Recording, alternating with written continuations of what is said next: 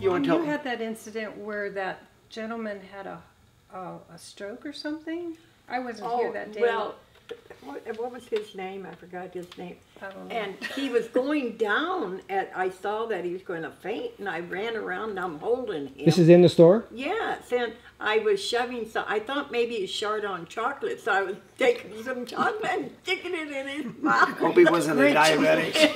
And I said, yelled at somebody, get some water. I put some water in him too. And so I got him down, and then I said, are you okay now? He said, yes. And I said, gosh, you can't go home. You can't drive. I said, I'll tell you what. I'll take you out to the car, maybe take a little nap for an hour, and then I'll come out and see how you are, and I'll bring you back in.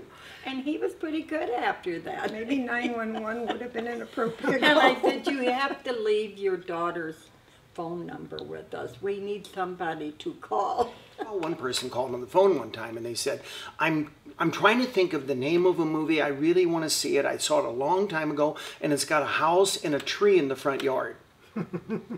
Okay, well, can you give me just a little bit more, you know? And so working a crossword puzzle. Yeah, and so they said, well, the tree's really important.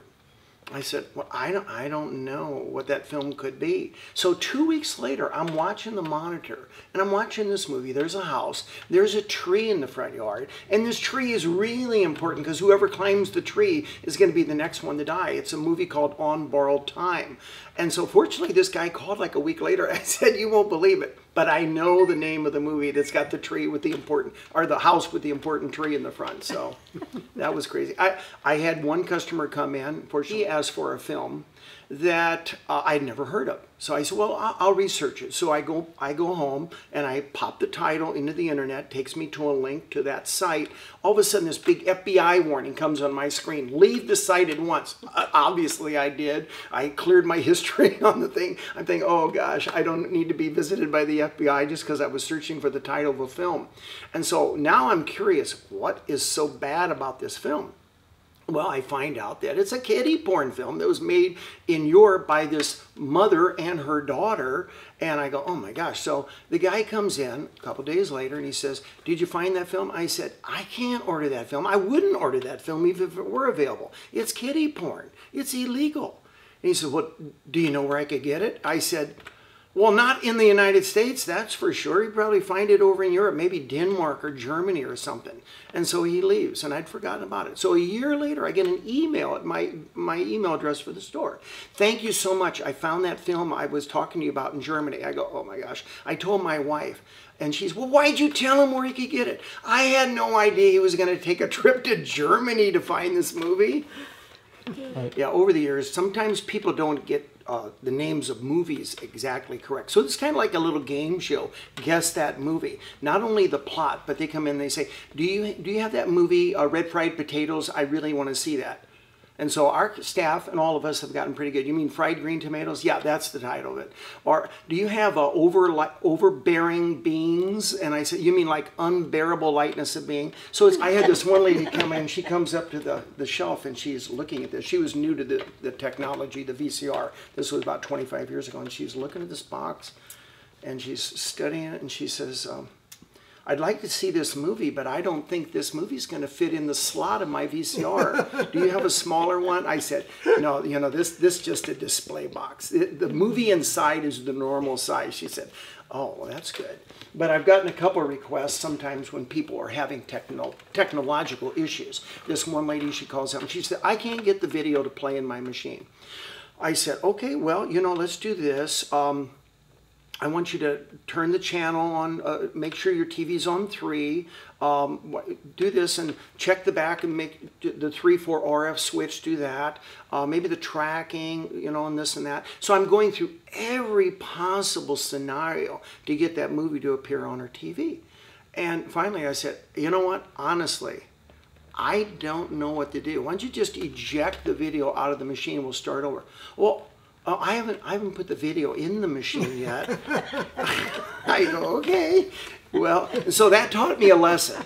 Never assume anything. Start with square one. And of course, you know, out of fairness to the genders, I had a man call up the same thing, you know, and he had that same kind of problem.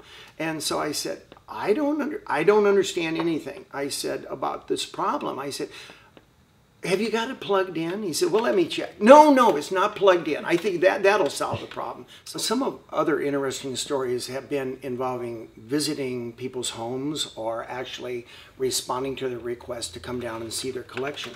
I remember this one man called up my dad and me, and he says, I've got thousands of movies I'd like to donate to your store. And so we thought, wow, that's very, very nice. And that was at the time that VHSs were still rentable.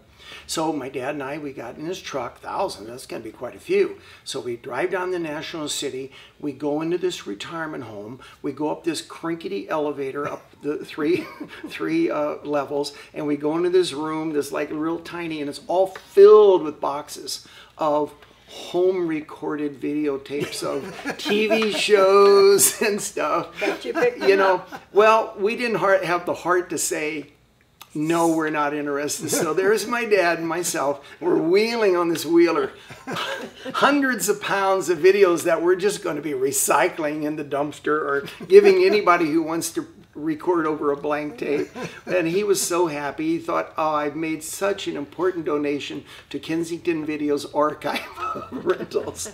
So anyway, we've kind of learned that lesson. And then I've gone to other homes where this one lady back here in Kensington, she called me up frantically. She was a regular customer. She couldn't get her remote control to work for the VCR. And so I said, okay, well, you know what? We tried everything and you've changed the batteries. Let me come out there and see what's going on. So I come in the house and she said, here, I'll show you. And so she pressed it, and as she's pressing it on and off, the TV is going on and off, on and off, on and off. I said, you know, I think this is the remote control for the television. Do you think you have another remote control? You know, I remember seeing one. So we looked under the cushions of the couch. There was another one. Magically, the DVD or the VHS player came on, and everything was happy. And so she says, I'd give you a tip, but you're the owner, so you have to do this. I go, okay, whatever. And some films over to her that she wanted to purchase. She said, I don't leave my house much. So I said, that's okay, and it wasn't too far away. I go in this house, and I thought I had entered the Addams Family home. This place was filled with spider webs. I mean, there was hardly a spot you could reach behind the VCR without having spider webs all over you. And then her entire walls were wallpapered with Playboy centerfolds. I go, this is unusual. I have a section that I suggest a lot of film. I probably have about 100 over there that I look at it every day. Well, the farther up you go are some of the ones that are little, I don't want some little old lady to take because they might be too scary or a little too sexy. And so it's so funny when I'm talking to someone and I said, this is a good one, but it is really sexy. Well, they don't take it. And I look back in a couple minutes and it's gone. Somebody's hearing me talk. And it's sexy, I'll take it. One thing I've learned about Mom is I'm more conservative in my viewing than she is. She'll call me up and she said, Guy, I just finished watching that movie. And they are having sex in every room of the house. You better get 3 copies of that one. Responses. We had a customer the other day. He comes up to me and said, here's my video to return. And I said, well, where's the case? And he says, no, that's the way I got it. And I said, you know, I know that old saying of the customer's always right, but in this case, you're wrong. I said, you know, with a smile, I said, we always send a case. He said, really? You think that came in a case? I said, I know it came in a case. He says, well, I'll look. What if I can't find it? I said, what's $1 for the case? He says, well, let me pay the $1 because I don't think I'm going to be able to find it. And I said, well, that's cool. That's fine. But then we also have people that swear they returned it. Nope, I know I returned it. I know I put it in the Dropbox. And so, but maybe they're only missing 1 out of the 4. And I said, well, this is where I suggest you look. I know you're convinced that you returned it, but let's just all keep an open mind on this picture that maybe one wasn't in that group. You know, you got to handle it very delicately. I said, here's where we found most of them, under the car seat of the passenger seat. Well, I know I returned them all. I know I remember this scenario. Yeah, I remember what they were wearing that day. Yeah, and so then they come in very sheepishly and they said, it was under the car seat. I said, no harm, no foul. I'm just glad you kept an open mind. Glad we found it. Or another one said, I called him up. I said, "Hey, do you need the DVD back?" My wife returned it. She told me she returned it. She remembers returning it. And I said, "Well, we never got it." She put it in the Dropbox. I am not paying for the film. We definitely returned it. I said, "Okay." So I just thought, well, I'll just have to replace it at my own cost. I can't convince him. He's just too stubborn.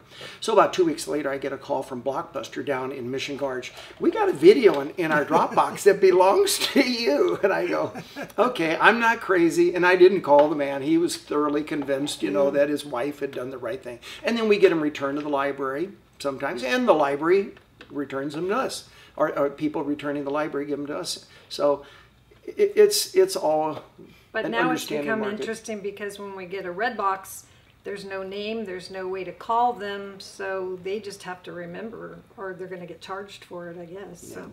And sometimes they have sent our film back to Netflix. Well, Netflix, with their warehouse, they're never going to find it. So it's just, it's easier for them to just buy a replacement. Or the most common is the other way around. Without the case, it's at least once a day someone will return it without the disc in there.